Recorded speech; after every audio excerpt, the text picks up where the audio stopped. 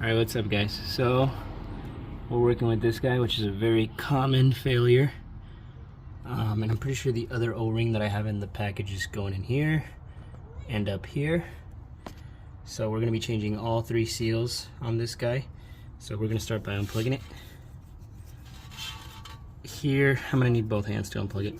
So here, and then to take this off you need this, this, and this, which look to me like 12s. If not, they're 10s, but they look like 12s because these are 10s. So these have to be 12s because they're definitely not 14s. And then from there, all we have to do is pop this guy off, change the seals out. Okay, so you got 3 bolts. The long one is the top one here. The other 2 short ones are these 2. So to unplug this guy, you have to reach really high in there. You'll see that base up there, and that'll be this guy. Okay, so I cleaned off the part and I found out what the rest of the seals were for. So this seal is for this sensor. This seal is for the side here. And this seal is for that top one that I couldn't get disconnected, so I just took off the top screws. So this seal is going to be replacing this guy here. This seal is going to go in here, and this seal is going to go in the other one, which is the top here. So I cleaned this guy off as best I could because it is kind of cruddy.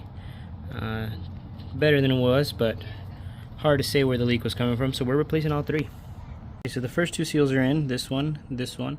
Now the last one's going to be tricky because I have to do it on the vehicle itself. And then once I do that, I can tighten the 2 bolts that I took off at the top. There were 2 10s. And I went ahead and cleaned this guy off a little bit, because all he does is come out with that little spring. You don't want to move anything, you don't want to lose it, because this is what gives you that actuating movement. So you don't want to really clean this guy off because this guy's meant to have some oil on him. So just leave that guy as is. You don't want to clean anything on the inside, you just want to clean the outside. If you want, you could use carb choke cleaner to get this guy a little bit cleaner, but I would advise against it because it would actually cuck you a little later. You might have more build up and it'll clog the filter and whatnot. So whatever's floating around is probably small. It'll get caught by this filter, letting the oil pass but not the crud. Anything on the other side you don't want to really get crud into, because that's the only one with the filter. So I'm gonna go ahead and take off the seal on the other one on the engine bay, because I only took this complete kit off, and then I can put this seal on the top one. Alright, so you guys see this guy dangling over here? That's just gonna go like that. That's the new one.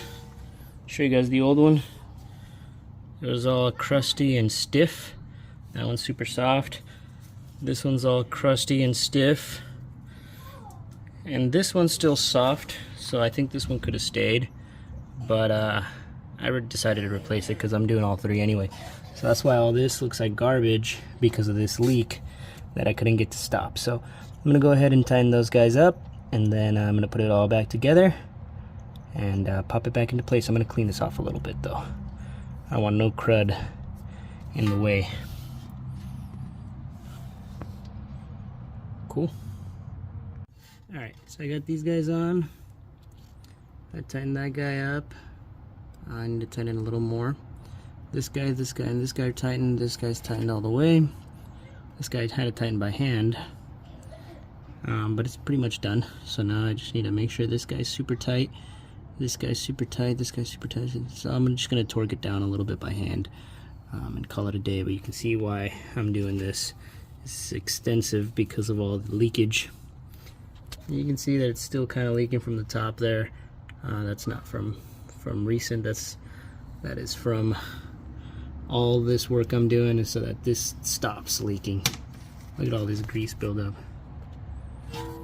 So it's been happening for a while. It was a slow leak, but it's still a leak nonetheless. And I like doing stuff the right way. The oversized bolt worked for a little bit, but then it didn't. So I had to get rid of that ASAP and decided to just bite the bullet, get an oil pan with a new bolt, get all the seals, and go from there. So yeah, that's it for the video guys. Pretty easy stuff, and I'll catch you guys next time. Peace.